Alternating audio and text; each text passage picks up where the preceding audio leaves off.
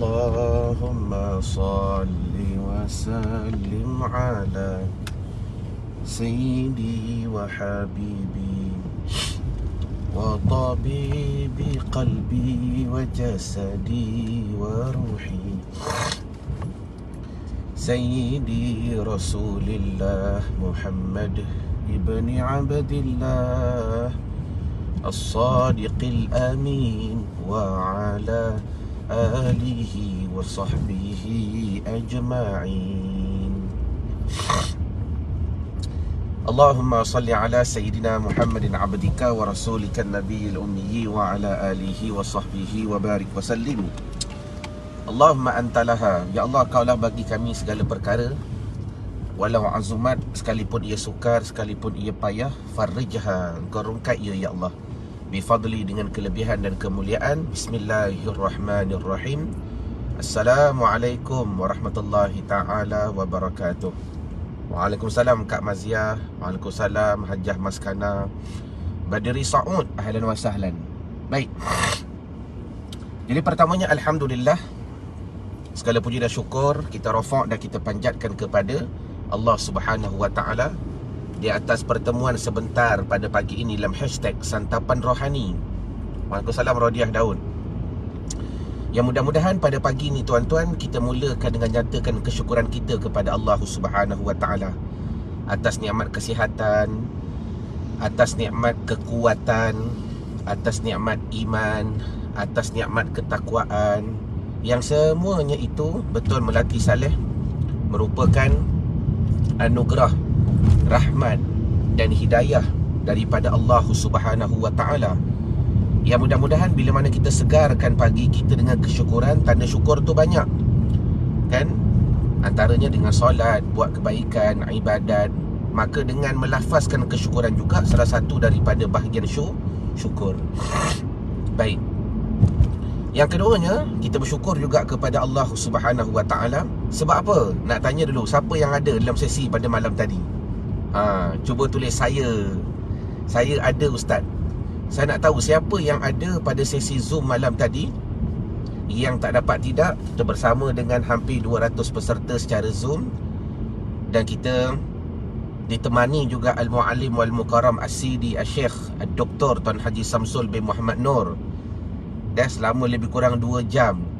Walaupun beliau letih mengajar tuan-tuan, habis-habis mengajar surau, terus onkan live Zoom bersama dengan kita. Terima kasih Ramlah Ngah, Kak Maziah. Siapa lagi ada pada malam tadi?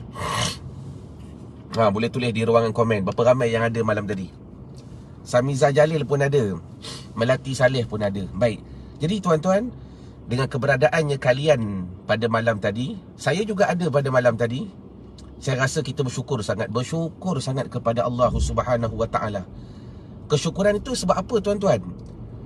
Cuba bayangkan apa yang kita belajar pada malam tadi selama 2 jam.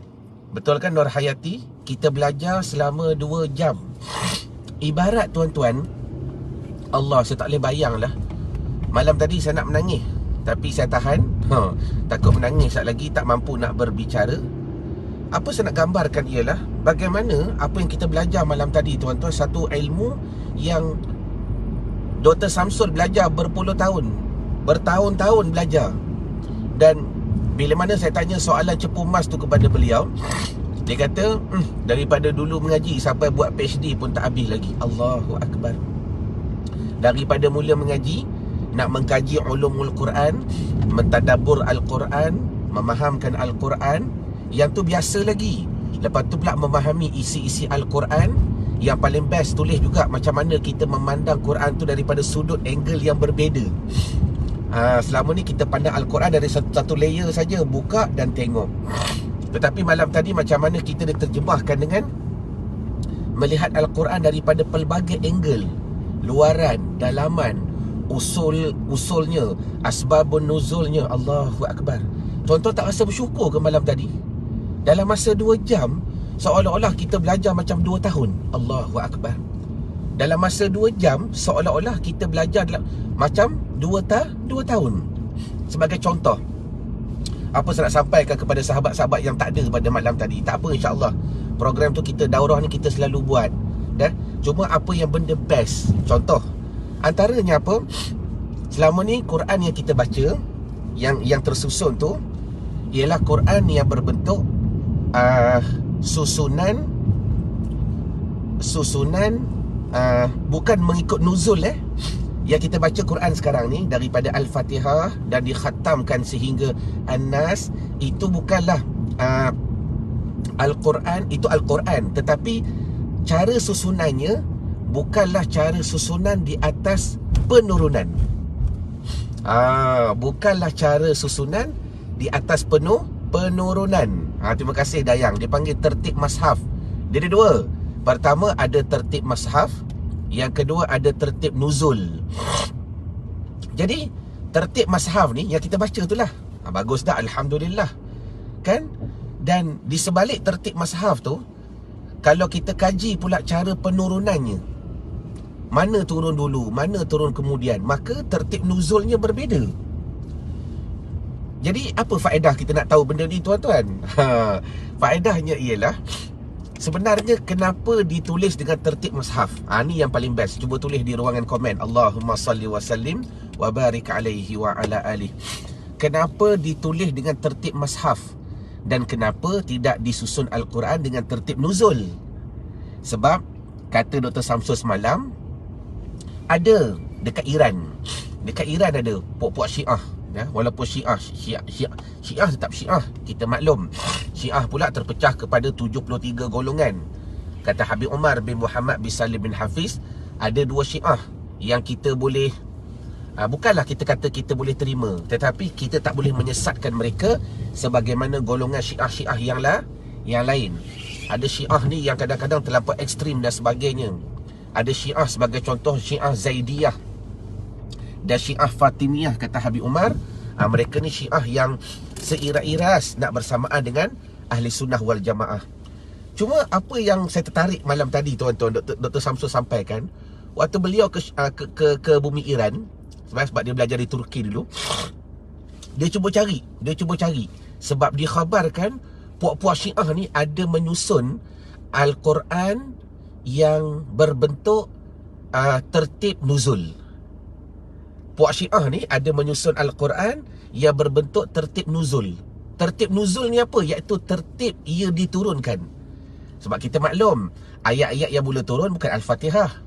Ayat-ayat dia mula turun, Iqra' bismi rabbikal ladzi khalaq. Betul ke betul? Maka begitulah seterusnya, kan? Dan begitu je ayat terakhir. Kalau Al-Quran, ayat terakhir surah An-Nas. Tetapi daripada penafsiran para ulama ni, kata kajian, tuan-tuan, ayat terakhir ialah surah At-Taubah. At-Taubah. Itu dipanggil tertib nuzul. Jadi maknanya, antara benda yang tuan boleh tulis di ruangan komen, kenapa Al-Quran tidak ditulis dengan tertib nuzul? Tertib penurunannya bermakna diikut ikut turutan 1, 2, 3, 4, 5. Sebagai contoh, yang belajar semalam, cuba tulis di ruangan komen. Nombor berapakah ayat yang mula-mula turun di Madinah? Cepat jawab.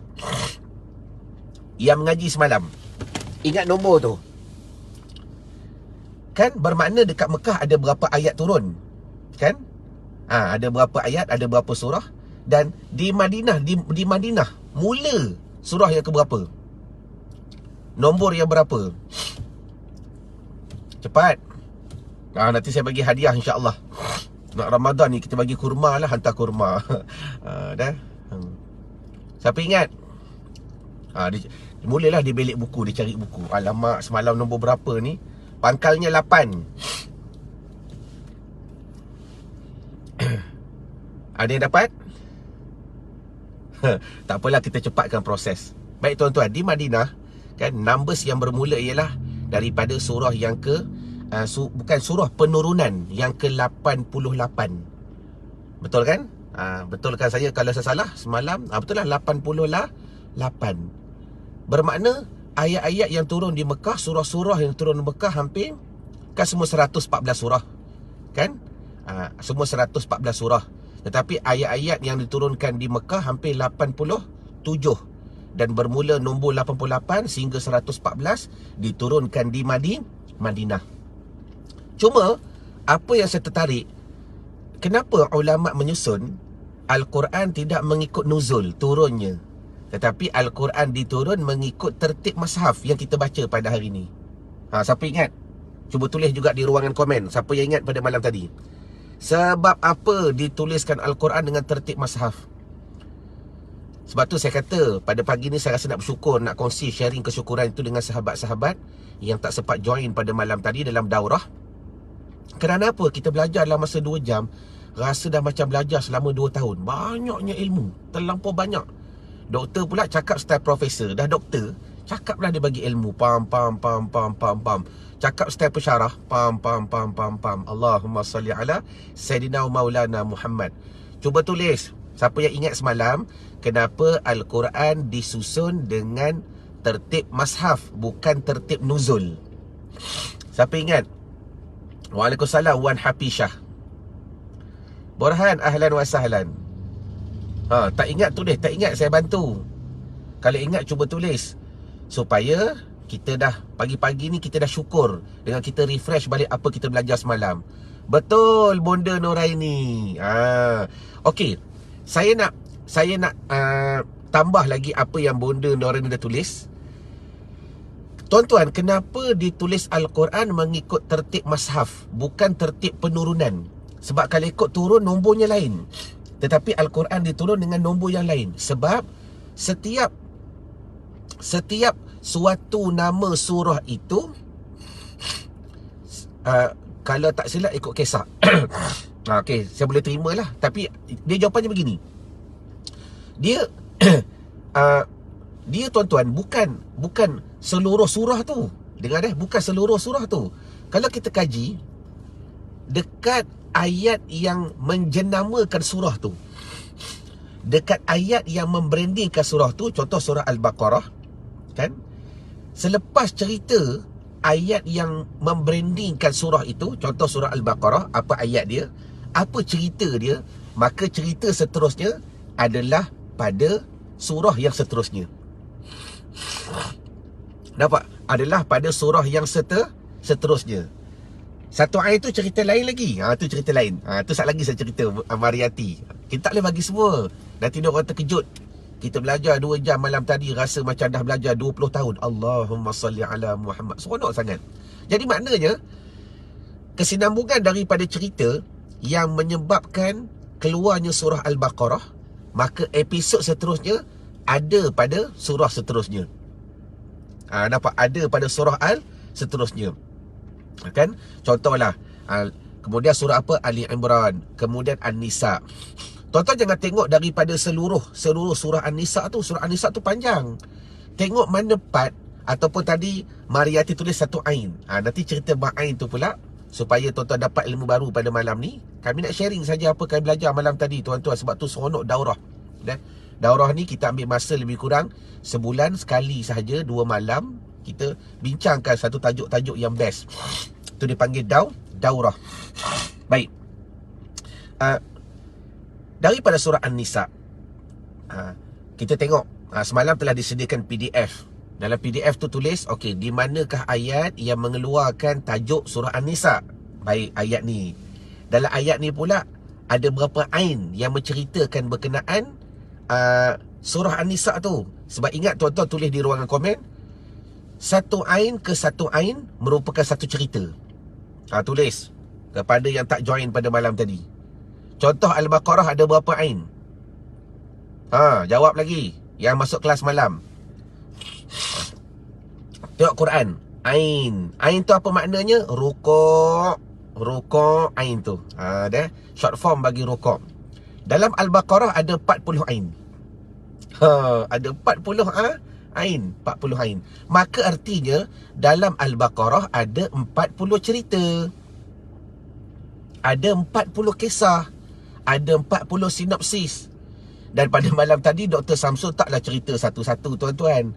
Cuma apa yang kami belajar pada malam tadi ialah satu formula bagaimana kita nak mentadabbur Al-Quran dengan lebih best. Formula ni tak boleh bagi semua lah. Orang yang masuk daurah kena bersyukur. Sebab malam tadi kita dapatkan 5 formula besar. Setiap surah tu mesti ada 5 ni. Setiap surah tu mesti ada 5. Sebab tu bila mana berlaku ada puak-puak yang cuba nak buat satu ayat, dia panggil ayat difdak. Nama ayat tu katak. Dia nak buat contoh lah satu surah. Dalam Al-Quran kan ada surah An-Namlu, surah semut. Apa lagi? Ada surah-surah yang lain. Maka bila dicabar, kau buatlah satu surah macam Al-Quran. Maka dia buatlah surah yang bertajuk nama Difdak. Difdak ni katak. Maka bila dibacakan tu, orang mula gelak. Kakak. Yang ajaibnya, Quran ni apabila dibaca orang tak ketawa. Al-Quran ni apabila dibaca akan orang tak ketawa. Sebab apa? Ni rahsianya. Setiap daripada surah Al-Quran ada 5 rahsia besar. Yang tu yang masuk program, syukur kepada Allah Ta'ala, dah belajar dah modul ataupun saya guna bahasa yang mudah lah, formula. Yang formula tu best kita belajar pada malam tadi. Okey, sambung. Jadi cerita bab ain ni tuan-tuan, macam Al-Baqarah ada 40 ain. Maknanya tulis ada 40 cerita. Ada 40 cerita dalam tu, satu. Dan mana ain yang menceritakan berkenaan surah itu, contoh surah An-Nisa, ain yang keberapa, apa cerita dia. Dan cerita daripada surah An-Nisa tu tak habis dekat situ. Tak habis. Maka ada pula kesinambungannya kepada surah yang seterusnya. Jadi maknanya antara ilmu yang kita tak pernah belajar selama ni, yang kata Dr. Samsul, kita belajar 2 jam je malam tadi. Beliau tuan-tuan buat kajian sampai PhD, sampai ambil PhD, tak habis lagi mengaji, tak habis lagi buat kajian. Tak bersyukur ke, tak beruntung ke tuan-tuan? Dah lah daurah bayar RM30. Allahu Akbar. Doktor habis beribu-ribu nak belajar. Iyalah, kerana berbelah tahun dah mengaji, sampai ambil PhD, sampai ada doktor, buat kajian lagi berkat Al-Quran, beribu-ribu dah habis. Ingat ambil PhD tu free, belajar college tu free, semua kena bayar. Tapi ya Allah, syukurnya RM30 aku bayar. Rasa-rasa macam-macam kita boleh belajar malam tadi kan. Jadi kembali kepada kenapa ditulis Al-Quran mengikut dipanggil tertib mashaf. Sebab di sebalik cerita kepada tajuk, bukan cerita surah. Ingat dah, di sebalik cerita kepada tajuk. Contoh kalau tajuk surah nama surah An-Nisa, maka ayat yang keberapa yang memberikan kepada branding atau tajuk An-Nisa itu, kesinambungan ceritanya adalah pada surah seterusnya. Adalah pada surah. Maka sebab itulah Dr. Samsul ni ada benda best. Dia ada satu program, nanti saya cerita tuan-tuan, di mana dia mengaitkan satu cerita dengan satu cerita daripada surah Al-Quran tu. Bukan kesimpulan seluruh Al-Quran, bukan, daripada cerita yang menerbitkan nama surah tu. Kalau surah An-Nisa, apa dia? Sambungan ceritanya adalah pada surah seterusnya. Betul Tuan Haji Nasir, syukur sangat join malam tadi. Malam ni malam kedua, kan? Malam kedua pada malam ni, insya-Allah kita sambung lagi all out. Cuma minta maaf malam tadi saya tak mampu nak baca soalan sebab beliau pun dah letih mengajar dan sebagainya. Lepas tu pula boleh komit bersama dengan kita selama 2 jam dalam daurah 114 surah, penceritaan hikmah rahsia, kan, zahir batin daripada Al-Quran. Maka saya rasa benda tu best sangat. Okey, jelas? Dah belajar dah berapa benda pada pagi ni. Pertama, tuan belajar bab asbabul tertib mashaf. Yang kedua, belajar pada pagi ni berkenaan tertib nuzul. Bermakna sebenarnya yang ditulis itu dipanggil tertib mashaf, bukan tertib cara turunnya. Ada. Yang ketiga, kita belajar bab ain. Apa tu ain? Bermakna setiap satu ain kepada satu ain ada satu cerita. Setiap satu ain kepada satu ain ada satu cerita. Baqarah saja ada 40 penceritaan. Dan daripada asasnya itu menerbitkan kepada 5. Setiap Al-Quran itu, setiap surah ada 5 cerita. Jadi mudah-mudahan apa yang saya sembangkan pada pagi ni tuan-tuan dapat sedikit ilmu bagi yang tak sempat join daurah pada malam tadi. Dan daripada yang join daurah malam tadi, malam ni malam kedua, jangan skip. Jangan skip sebab saya rasa memang kita tak dapat belajar secara keseluruhan cerita 114 surah tu. Tapi kita kena faham, kita belajar ialah apa dia? Pertama, skill ataupun cara macam mana kita nak mentadabbur. Yang kedua, Tuan-tuan sebenarnya malam tadi belajar formula. Dr. Samsul bagi formula sahaja. Bila kita baca surah An-Nas, ingat 5 formula. Oh, betul tak? Rasa best tak? Bila kita baca surah Al-Falaq, ingat 5 formula. Betul Tuan Haji Nasir. Bila kita baca surah Inna A'tayna, walaupun 3 ayat, Inna A'tayna kal kautsar fasalli li rabbika wanhar inna syani'aka huwal abtar. Kita congak. Kita dah hafal dah 5 formula kita belajar malam tadi. Dah. Siapa yang tak jaya rugi. Okey. Kita belajar 5 formula. 1. Ada ke tidak al-qisas? Ada tak kisah? Ada ke tidak al-jaza? Contoh 2, 3, 4, 5. Allahumma salli ala Muhammad. Dah.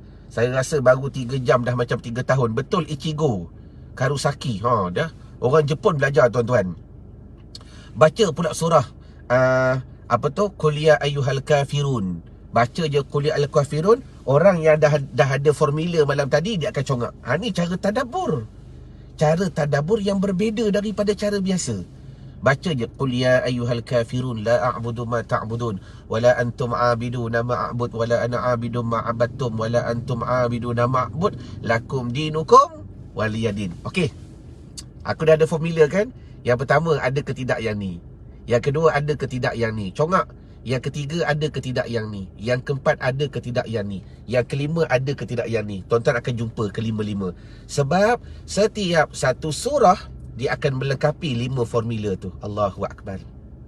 Okay. Jadi bagi tuan-tuan yang tak sempat join malam tadi, joinlah Telegram kami untuk dapatkan info. Tu sahaja. Dah? Dapatkan info sentiasa. Sebab nanti insyaAllah hujung bulan ni sebelum Ramadan, kita ada lagi daurah. Daurah best. Dah, daurah cerita bab dah. Alam barzah. Dah nak cerita daurah bab kematian, cerita daurah berkenaan Allahumma salli ala sayyidina Muhammad. Apa tu? Dah ni berkenaan mandi mayat. Saya rasa walaupun kita buat secara online, tapi maklumat tu, ilmu kena sentiasa berjalan.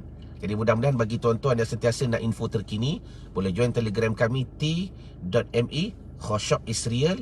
Mudah-mudahan tu tak terlepas maklumat, tak terlepas ilmu, tak terlepas kefahaman. Dan yang paling penting tuan-tuan, daurah ni benda yang best, yang kita dapat memahamkan sesuatu dengan masa yang pendek yang diberikan oleh Allah Subhanahu wa taala. Okey. Jadi saya rasa madai dahulu pertemuan kita pada pagi ini adalah hashtag Santapan Rohani. Ma'assalamah wa liqa. Assalamualaikum warahmatullahi wabarakatuh. Khair. Okay, terima kasih semua yang join. Jangan lupa malam ni ada kelas. Jangan lupa. Dah. Sepatut start pukul 8, tapi doktor ada kelas. Tak apa, biar doktor mengajar. Yang penting kita sebagai murid, kita tunggu dulu. Bye. Assalamualaikum.